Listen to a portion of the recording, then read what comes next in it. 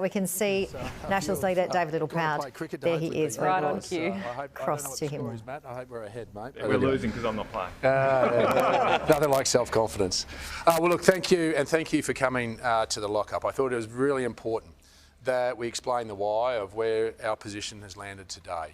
And I'm proud to say that our party room has got to a unanimous position of scrapping net zero commitments by 2050. I, a little while ago, informed the opposition leader, Sussan Ley, of the National Party's decision to scrap net zero by 2050 and to set a policy platform predicated on principles. Principles about a better, cheaper, fairer way to reduce our emissions and to have an energy policy that will actually work for Australians. It'll save jobs. When you see thousands of jobs being lost and at risk, even this week from Tomago, you see the household stress on their energy bills. They should be seeing every quarter Anthony Albanese and Chris Bowen's face on those energy bills when they open up, because they've gone up by 40% since we signed up to net zero by 2050. So what we want to do is be responsible, be better in terms of the policy of getting practical measures on the ground to address climate change and our environment, empowering local communities to have a stronger, more resilient environment, around adaptation, where we've been focused solely on mitigation. And when you're only a bit over 1% of total global emissions, you can hardly mitigate the world's emissions. We should be looking and putting more into adaptation, empowering landholders to be able to have those environmental outcomes. We need to prioritise cheaper energy, and that is where we've made it very clear around using technology, not just having an all renewables approach. This government is going down an all renewables approach that will cost $1.4 trillion, I should say, $1.4 trillion. And that's without costing and adding in to the extra 15 gigawatts of firming gas power nor the transmission lines. And this is something that Australians need to understand they're already seeing in their bill, and they're going to continue to see in their bill if we move forward. But we want to be fair. We're not only here in taking the burden off regional Australia, because to get to where we are at the moment, nearly all our emissions, 95% of our emissions reductions have come from the change of land use. We've lost 7.2 million hectares of agricultural land, and to get to where the government wants us to, we'll lose another 5.1 million hectares. That is your food security. That is pushing up your food prices. Regional Australia is being torn apart. And what we're saying is, let's do this in a fairer way and use some of the mechanisms that we've used in the past, like the Emissions Reduction Fund, that has practical measures that alleviates the use of agricultural land and pushes it on to those good environmental stewardship programs. And when we talk about fairness, we also talk about our role in the world. We're not walking away from reducing emissions. We continue to believe that we need to reduce emissions, but we've got to do it in a better, fairer, cheaper way for all Australians. And what we are going to say is that we believe that we can peg ourselves to the rest of the world. We're not going to be a laggard, but we're not going to streak ahead. Let's put all this pressure on households and businesses. We're going to make sure that if the world moves, we move with them, that we have an agile model that ensures that our economy isn't held back by an ideology that is already seen our industrial base being torn apart. This is about bringing common sense back to climate and energy policy. This is about saying we're going to live up to our commitments internationally. We're going to do that sensibly, but we're going to do what they're doing at their pace, not streak ahead. And so what I want to do is show today some leadership. There'll be puerile arguments that we're climate deniers and we've been left behind. That doesn't advance the intellectual debate in this country at all. I'd rather sit and look the Australian people in the eye and say there is a better, cheaper, fairer way for us to reduce our emissions and being able for you to have a job and to be able to have a lifestyle that Australians have enjoyed for so long. That's political leadership. That's what it says to the Australian people, that we're up for this conversation, to say to them that net zero is not the only way to reduce emissions and to address climate change. I challenge the Prime Minister to have that conversation without the puerile arguments and to actually look at the numbers. And can I thank both Matt Canavan and Ross Cadell, and particularly in the engagement of the Page Research Institute.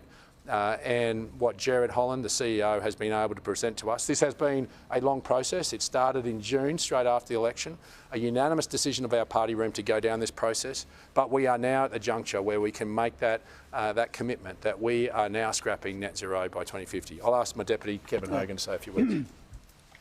Look, thanks, David. And look, I think this is quite an exciting day. I think Australians now have a choice. As David said, we have come up with a well-researched, documented plan here that we think is cheaper, better and fairer. Now, why do I say that? We are not walking away from emission reductions. We are committed to emission reductions. That was both mentioned at our meeting yesterday, our Federal Council meeting, but also in our party room today. There is a commitment to lower emissions. However, what we also want is we want Australian households, we want Australian businesses to have energy bills that they can afford. We have seen regularly, Tomago this week, and many businesses over the last 6 to 8 weeks that cannot afford their power bills and need government bailouts. When you have that situation, you know that you have a problem in this country, and we need to address it and give the Australian public a choice. Also, when we say we're going to meet emission reductions, we have a very independent process, which we will go into, and Matt and Jared might go into that a bit later, but that we are going to tie ourselves to the average decrease in OECD emissions. We will tie ourselves to that, and we will commit resources to make sure that we meet those emission reductions. But very importantly, this is going to be a cheaper model for Australia and be a lot cheaper than Labor's renewable-only policy. But it's also going to be fairer in the sense that it's going to be more across the economy. Regional Australia is wearing a lot of this with land lock-up and also with big industry that's been lost from regional Australia. So this is an exciting day. We want to meet emission reduction responsibilities, but we're going to do it in a cheaper, better and fairer way. Thank you. Matty, did you just want, Ross, did you just want, as the authors? Happy to say a few words. Look, thank you, ladies and gentlemen, for being here, and I want to thank our leader, David Littleproud, and the whole Nationals Party team for giving me this privilege with Ross Cadell to review what's happening with net zero. And as part of our review, it's become very clear that net zero is past its use-by date. It's past its use-by date because it's leading only to higher energy prices for Australians. It's leading to lost jobs for Australians, particularly in our manufacturing sector, and it's not even improving the environment as well. The government's plans are instead desecrating thousands upon thousands of hectares of our beautiful bushland with massive renewable projects. Our review has found that there is a much better way to do things in this country. There's a much better way to ensure we do protect our environment and deliver jobs, opportunities and a lower cost of living for Australians. We found that because we are rushing way beyond the rest of the world. Our run rate on emissions reductions is going way, way faster than even rich countries. Forget about China and India. We have been reducing our emissions in this country at a rate of 9 million tonnes per year, whereas other rich countries, the average of the OECD, is at 4 to 5 million tonnes per year, double the rate. And what's even more concerning is that going forward over the next 10 years, we're going to increase that even further, and we'll be cutting our emissions, if we did what the government's plan is, at a rate 3 times advanced economies in the world. To my mind, and to Ross, to all of our party room now, the question has to be asked, why would we impose a greater burden on Australians when other countries are not doing that as well? What we've got right now is not a fair go on climate. What we've got right now from Chris Bowen, Labor Party, is not a fair go for Australians suffering under higher energy prices, for Australians losing their jobs because we can't deliver power at a competitive rate anymore. And I'm very, very glad today to see the Nationals Party stand up on this and fight, because the first job of an opposition is to have a voice, not an echo. And we, the Nationals Party, have found our voice today. We are now going to be a voice for the pensioners and the students who can't afford their power bill. We're going to be a voice for the people at Tomago who are facing the loss of their jobs, and the people over in the west that we've all forgotten who lost their jobs when the nickel industry left our shores. And we are going to be the voice for those landowners who are seeing their ambience, their backyards destroyed by an obsessive pursuit of renewable energy above all other goals. So I can't wait now to get out there and fight for all of these people, for Australians, and make sure that there is a choice provided to Australians when it comes to this net zero idea, which is just not working for our country. I'll start moving. Yeah. This is a potentially different position what the Liberals have. Are you willing to split the coalition again if the Civil Party comes down Well, there's a structured process, one in which the Liberal Party has respected the sovereignty of our party room. We've got to our position before the Liberal Party has settled theirs. So we'll respect the Liberal Party and the processes that they're going to undertake. When that's determined, then we'll have those discussions after that. And in fact, so much so that both Sussan Ley and I have had discussions about a structured process that could ensure that we can have those discussions in a constructive manner. We're always keeping our door open, but I'm respecting the sovereignty of the Liberal Party as they have respect ours.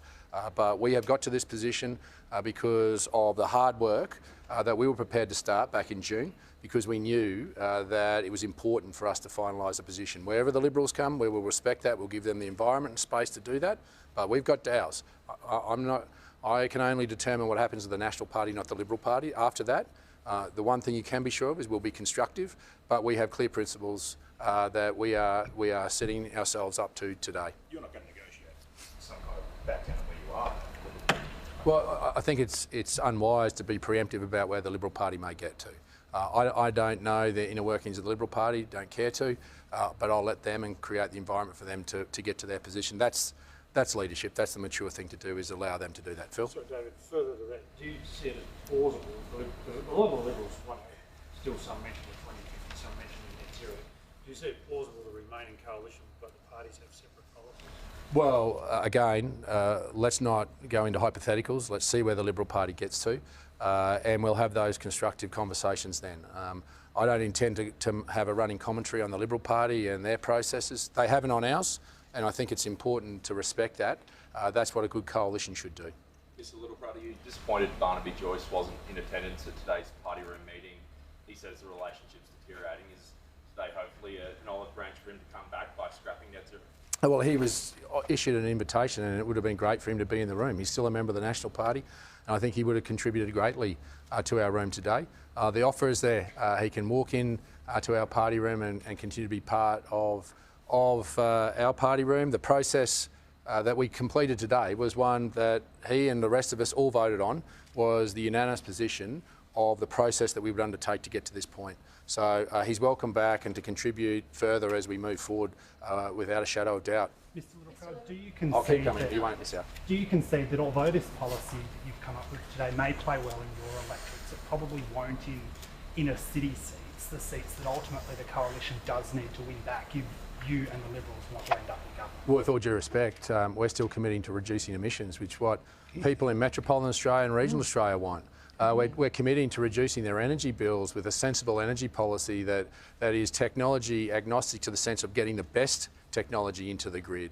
We are saying to them that we are not going to force you to pay $9 trillion for this net zero ideology that Anthony Albanese has. That means you're putting Medicare at risk. I mean, the best friend of Medicare at the moment is the National Party, because Australia can't afford to pay $9 trillion for this net zero idea of... think this will hurt the coalition? Well, why would it? We're not denying the science of climate change. What we're saying is there's a better, cheaper, fairer way to address it. Now, I'm prepared to have a mature conversation with the people of metropolitan Australia about our commitment to making their lives cheaper, to fight for their energy bills coming down, to fight for their jobs in heavy industry, to say to them, it doesn't matter that I'm a national. I actually probably represent more teachers and nurses than I do farmers, but our history has always been in agriculture. But much of those values and principles of regional Australians are the same as those that live in the leafy suburbs of Sydney and Melbourne. It's just that we don't have as much money in our wallet.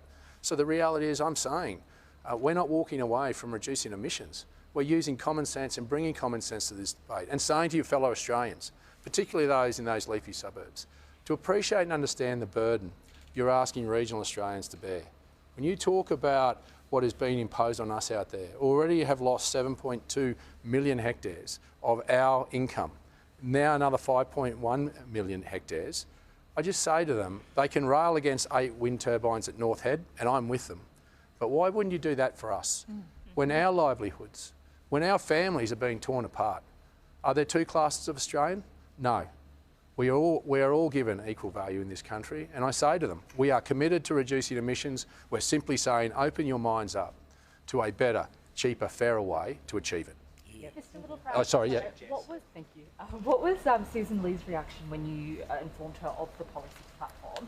And also your announcement, the Nationals policy sort of confirmation has come a little ahead of schedule. Earlier this week you said you wanted to knock something out by the end of the year. Are you hoping today's announcement sort of, gets the Liberals to come to the table and agree on something so the coalition as a whole can start making... Well, it might surprise you, but I don't tell you everything all the time in terms of our plans. We had a briefing on this on Monday, and our plan had always been that we knew that we had a federal council and that motion was coming to a pointy end that our members would want us to address. There was some extra modelling that couldn't be obtained, and so we brought forward some months ago the aim to try and bring this to this juncture today. And I've got to say, Page Research and Matt and Ross worked hard to ensure that we could get to this timeline. So we have been working towards this. This has been the juncture that we wanted to get to. It was always going to have to be the last 2 to 3 weeks of sitting anyway. I've always wanted to have it done, but having our federal council yesterday, the questions I would have got today is, you've been given a direction by your membership, what are you doing about it? I think it shows greater leadership of our party room that we have been able to align this with where our membership, and that is what we are. We are servants of our membership, and we've been able to undertake that. With respect to conversations with Sussan Ley, I don't divulge those. Those are private conversations, but I explained our position and our policy position, and in fact have provided her a policy document that Page Research has undertaken that I've offered to her, in fact, back on Saturday or Friday, to ensure that she was fully cognisant of what we were considering out of respect. Private conversations remain private. Was it well received? Well, I won't talk about private conversations. I respect your point around federal council, but have you been unfair to your Liberal colleagues by coming out on front of this? You say, well, I would have gotten all these questions about what are you doing about it. Have you not just shifted that burden onto the Liberals? No. I've respected if the Liberal Party, in fact the Liberal Party were publicly saying that Friday was their last consultation meeting. I respect the Liberal Party's sovereignty, and they have different processes. We started a separate process back in June that initiated this work, and we wanted it done so that we could finalise our position. And then we have already initiated with the Liberal Party, understanding that there will be 2 different policy positions put. They will have similarities. What they are, we'll work through once they're determined. But the processes have already put in place for when the Liberal Party get to their position. So we've shown the respect. We've worked constructively all the way through this. Now, whenever the Liberal Party gets to their decision and their determination of their position, we'll respect. But we've made ours, and we're going to go and fight for that because we believe in a better, cheaper, fairer way for every Australian, no matter their postcode, that we can achieve emissions reductions, live up to our international commitments and help bring down their cost of living. Mr. Littleproud, one of the Page recommendations is to repeal the 2022 Climate Change Act. Is that something you'd like to take to the next election? And a second question, if I may, how much will this actually make power bills cheaper? Well, firstly, we voted against that 2022 bill. In fact, the Nationals and Liberals voted against that bill. And I think the coalition position has been very strong for some time, is that we don't legislate targets. Unless we're in government, and in government then obviously there are other commitments, but in opposition we actually don't legislate targets.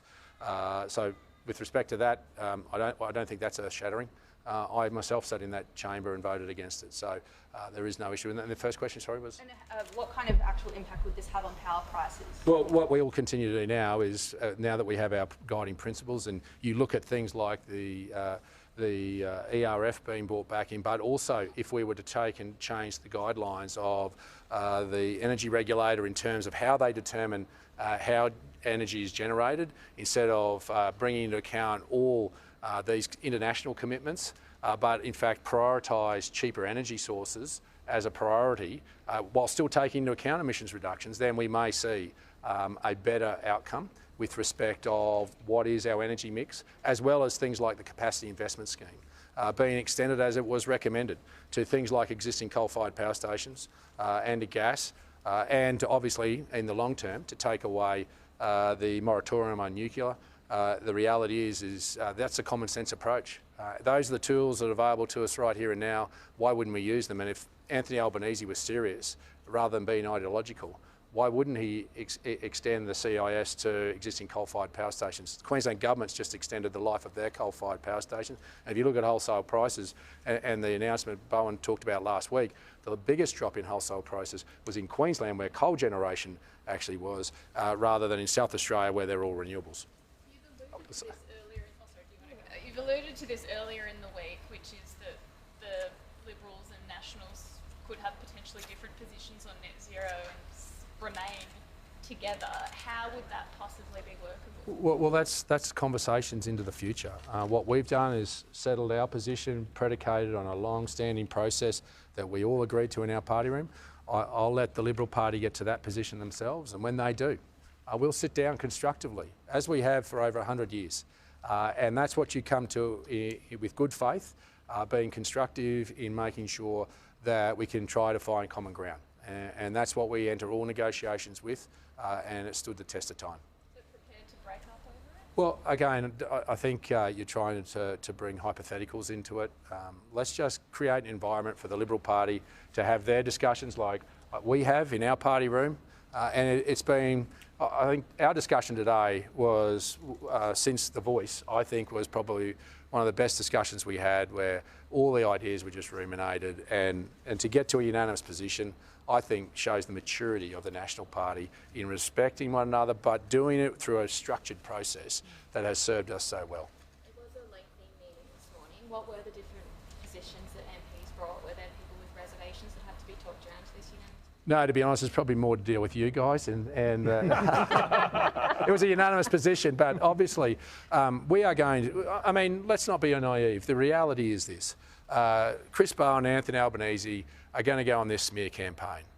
They did it during their campaign, talking about this $600 billion nuclear lie. In fact, if you want to have a look at that little chestnut, and I encourage you all to ask these questions of Anthony Albanese during the campaign, Frontier Economics had our total grid, which was 39% nuclear, about 54% renewables, and the rest was gas and coal, at in total $331 billion. Talk about Rainforest Reserve. Where's the question to Chris Bowen and Anthony Albanese, who have placed that at $1.382 trillion without the transmission lines and without the 15 extra gigawatts of gas to firm it? The reality is, I'll put our numbers against theirs every day of the week, and this is what we're saying to the Australian people. Take away the plurality of Anthony Albanese and Chris Bowen going red at the face, screaming at us in the chamber. Let's have some political leadership in this country. Let's actually stand in front of the Australian people and say there is a better, fairer, cheaper way that we can do this to them. And that we can do this while living up to our international commitment, and give them hope that we are going to leave behind a better planet than we've got now. Why wouldn't we start that conversation? And I'm proud that these men and women with me here today are bold enough and courageous enough to start that conversation. And if they don't want to get into an intellectual debate, well then the answer is right there. You spoke a little bit about climate adaptation. How much money are you willing to sort of put on the line to actually fund projects that would mitigate the impacts of bushfires, floods? Well, so I think this is the enormous opportunity when you think about the fact that we're already putting out around $9 billion a year in climate subsidies, and we're looking towards mitigation rather than adaptation. And when we can't mitigate all the emissions of the world, when we're only about a bit over 1% of total emissions, why wouldn't we look at adaptation, about putting in place the tactile things, even looking at things like dams? I mean, if you're going to have more severe weather events and more rain coming at particular times, why wouldn't we catch it? That's an adaptation model. So this is where we have the scope, and we will work through those particular models. There's ones of the past that have worked well, working with organisations like Landcare, working with making sure that state forests and national parks are actually managed properly, rather than be this harbour of pests and disease and weeds that come out of them. So there are practical measures, but you have the scope, and we'll be announcing those further. But what we want to do is not get ahead of ourselves with our coalition partners, because at that juncture, I think there is scope for us to work together about what that might look like. But those are the practical ideas, that we can have tactile policies that show the Australian people that we're not just addressing emissions reductions, we're actually having a real impact on the natural environment. Mr. Littleproud, what's the actual number on emissions reductions that you would get under your new policy? Doesn't tying Australia to an OECD average actually take control out of our hands. If we, we could suddenly go up and we might be left behind. And my third one is there's a lot of quite detailed recommendations in this page report. Have you adopted all? Should we be taking them? No. What's your policy? Can you get an actual? No, not all of them have been adopted, and we'll continue to work through those. And obviously, we've excluded, when you talk about OECD, we've excluded specifically India and China out of that, because that would actually mean that instead of about 1.1%, we'd be about 1.89% of total global emissions. So it was important to remove those and to look at like countries. That somewhere is between 2 and 9 million tonnes a year, I think, from memory, that we would be able to abate. And so that by pegging ourselves to the rest of the world, and if they move, well, we're able to have the agility to move with them. That is a common sense solution to say to the world that we're still committed, we're still going to do it, but we're going to protect Australia, we're going to bring down the pressures that Australian families and industry are feeling in this ideological race that is making Australia poorer. That's what it is. We're putting at risk things like Medicare because of this $9 trillion ideological race to net zero by 2050. How does Anthony Albanese, how's he going to hold his little green card up without a credit card if we get to that? Why wouldn't we do what the rest of the world's doing instead of skating ahead? We don't want to be a laggard. We want to tie ourselves, be responsible, but do it a uniquely Australian way. That's common sense, and that's what we want to bring to this debate. Sorry, mate. Yeah. You said that the Nationals dropped net zero by 2050. Does Nationals have any commitment or aspiration to net zero at any stage? And secondly, the Paris Agreement, do you think Australia needs to leave the Paris Agreement or at least update that 2050 target of the coalition? Well, look, we're not interested in long-term targets. What we should be doing is what the rest of the world is doing. And well, the rest of the world's not going to get to net zero by 2050. Let's be honest. Well, you never say never when technology continues to evolve. You look. No, I mean, we would commit ourselves to the smaller, short-term targets that the rest of the world is undertaking, and tying ourselves to them in a responsible way with the solutions that we have at our disposal here in Australia. That's the common sense solution to make sure that we are saying, as the world moves, we move with them. But to have lofty, long-term aspirational goals is why we're in this place now. That's why we've got ourselves to a position whereby it's going to cost you $9 trillion to go to this by 2050. And on the Paris Agreement? In terms of Paris, we haven't said we'll remove ourselves. At Paris, it's a way for us to be able to benchmark and get those numbers and be able to change our mid-century goal, wouldn't we know? Well, we're not in government, and we would work through that. There are technicalities that I think even in the report you would be able to ascertain that it's not necessarily clear about the goals that we would have, but they would be set in government and when we get to government. Even today, I think if you're on that trajectory, we'd be sitting about 30 to 40%, I think, would be our achievements would be at the moment. So with respect to that, when we get into government, then we would work through those aspects of that part of the agreement. There was no discussion in the room to remove it, to take it away at this point, but obviously we continue to work through it. Mr. Littleproud, the page review speaks to a lot of the gains in land use change already being made. Assuming you adopt nuclear, that's maybe a decade before it comes online. Would you be comfortable with emissions rising for a few years until you fall back in line with that OECD average? Well, I think we can achieve what we're talking about with the emissions reduction fund and those types of. Well, in the short term, exactly. I mean, I think there is a lot that has been done and can continue to be done in the short term. What we would do by actually extending, and what Queensland's done by extending coal, with including the CIS as a participant, means that we can not only give us time to replace that base load power, but we can actually put downward pressure on energy prices with what they're providing to renewable companies. Why wouldn't we do that when it's going to be part of our grid for some time to come? So it wouldn't cut emissions. I mean, would you be comfortable with emissions, bumping up slightly? Well, I think you will find that there is every ability for us to continue to peg ourselves, considering where we are, and taking China and India out of that assumption of lining with Europe, with the OECD. So is there a risk doing what you're doing, you're swinging the pendulum too far the other way in terms of investments? One of the reasons the main reason we're in this mess now of energy is we've had these violent wars in this place for the last 20 years, and people haven't invested until recently. They're told it was long and locky for houses. So by removing any, as you know, investment is a long-term proposal. You don't do it from year to year. By going as far back. But that wouldn't the argument to that, Phil, quite clearly. No, the reality is if you extend the capacity investment scheme to existing coal, you buy that insurance. You insure, which is a recommendation to ensure that any transition you take, whether that be gas or renewables, can be done in an orderly way. And in fact, if you talk about, and also the point to understand, even with in the firming that the government is talking about, getting to 92% renewables, you're talking about, for some of these gas peaking plants, some of those turbine blades have a production wait list of about 10 years for some of the blades. So let me tell you that some of what the government is talking about is going to take some time, and that's before you get to the supply chain on the turbines and panels and alike. So what we are saying is use common sense, use the vehicles that are there. The capacity investment scheme being extended will support a sensible investment transition and opening it up to nuclear energy as well as any technology. Do you think the Nationals policy, Well, including coal in it? Well, we're technology agnostic. It's the best technology. Building a Healy coal-fired power station brings down its emissions.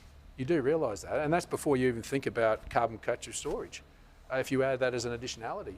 So the reality is that we need to get back to first principle rather than this mindset that has been drilled into us about ideology that is about purity of just one form of energy source, that we need to think practically as a nation, and that's by changing the rules of the energy operator about looking at what is going to set the most affordable and cheapest energy while bringing in those principles of reducing emissions, means that we get a more common sense solution to our energy grid. Why would we close our mind off to that when you see the people of Tomago are sitting there tonight going, I have no hope of a job because their energy bills are too high? Why wouldn't you not open your mind up to that? Why would you not say you would use that vehicle? To me, that's common sense. Just quickly on land the last election to build government-funded nuclear power plants. Should that happen with coal? Sorry? Should that happen with coal and be well, the normal approval processes would take place, but just understand with nuclear, you need the water supply, and the reason we confined it to those 7 locations was the existing water entitlements could be used, and the fact is the transmission lines are there. You can reuse the existing transmission lines. So again, we should be looking at through the lens of providing baseload power, and our nuclear policy, and if you recall, we left the coalition for about 8 days. And one of those 4 policies that we had issue with was nuclear energy. So the coalition is back together because the Liberal Party's agreed to that. The details of what our nuclear policy will look like are being formed and continue to be formed over the last couple of months as well. That nuclear policy has now been pushed at least 3 years into the distance because of the election result. Should that be adopted for something like coal that give you baseline? Well, everything should be on the table. And that's what we're trying to set the policy settings that give the levers, particularly even to the independent energy operators, to be able to make those decisions through the lens of what gives us the most affordable energy and sticks to the principle of continue to reduce our emissions. And that's what no one should forget. We are signed up to reducing emissions. We continue to want to reduce emissions, and you can do that, and we should not close our minds to the opportunities that lie ahead of us in whatever technology that may be. If the Liberals come back as a compromise and say we want to, why don't we commit together to net zero by the second half of the century? Would that be a fair? I'm not going to get into hypotheticals. What I'm here today is to say the National Party has put a line in the sand to go and fight for Australians that are doing it tough in their energy bills, in holding on to their jobs in heavy industry, to give them some hope that there is another way to reduce our emissions, to actually have an economy that works, that is better, that is fairer and is cheaper. Hold on, this one and then that one, and we'll finish up. On land use, we've heard a lot about not wanting native forests to be cleared for renewables projects. Should native forests be cleared for more agricultural land? Now, there's already, and to a question Phil asked in the lockup, let me make this clear. Agriculture does not knock any remnant vegetation down in a year. The numbers that much of the environmentalists talk about is regrowth. There are state laws around vegetation management. They were brought in under the Howard government, and there was $350 million put into the National Heritage Trust given to states that was meant to go to farmers for compensation of their property rights being eroded. Instead, the states put it in their pocket. So it is an absolute lie to say that agriculture is out there knocking down remnant vegetation. There are strict state tree clearing laws that prohibit that. Regrowth is allowed, but that is how we met Kyoto, is because of Australian farmers, and how we have gone further, as we have articulated today, around farm use. So farmers have done the job, they've got us to Kyoto, and there's no need to come back. Sorry, one last one and we're done. On the coalition negotiations, you say you don't want to get into hypotheticals, but this might not be hypothetical for much longer. Parliament's sitting next week, party room meetings are coming up. Are you confident that the coalition can negotiate a compromise forward on this? Well, we go in with good faith, and that's the principle we always do. But we're our own sovereign party. We've got a right to stand up for the people that have sent us here, and we take that seriously. And that's why we've taken a very considered approach to working through this, and to come up with an alternative, not to say no, not to be a party of protest and just say no and walk away. That'd be easy. I could have done that after the federal election. But no, we took the considered way to go out there and to put some methodology around this and to find a better, fairer, cheaper way to do it. That is common sense. That's leadership. That's what you want from a political party, not just saying no, but to get on with the job and say to the Australian people, forget the arguments about what you might think of us. Let's actually look at the facts. I think I'd rather have that, and I'll have that with the Liberal Party in a constructive way, as we always have and always will. Thanks for that. Thank you. All right, there you have it. The Nationals there, with Nationals leader David Littleproud saying it's unanimous, the decision on scrapping net zero. They said they're not walking away from reducing emissions, but they want to look at lowering emissions in a better, cheaper and fairer way. Regional Australia's certainly been bearing the brunt of these net zero targets. He mentioned we've lost 7.2 million hectares of agricultural land and set to lose another 5.1 million hectares. Regional Australia's been torn apart, they said. They said the Labor government is certainly going down in the all renewables approach, $1.4 trillion for that all renewables approach. David Littleproud also said whatever the Liberal Party decides, they will respect that, but they're going to fight for what they believe in, and their role is certainly not walking away from reducing emissions, and they really are encouraging people in the city to have conversations on this in a practical and mature way.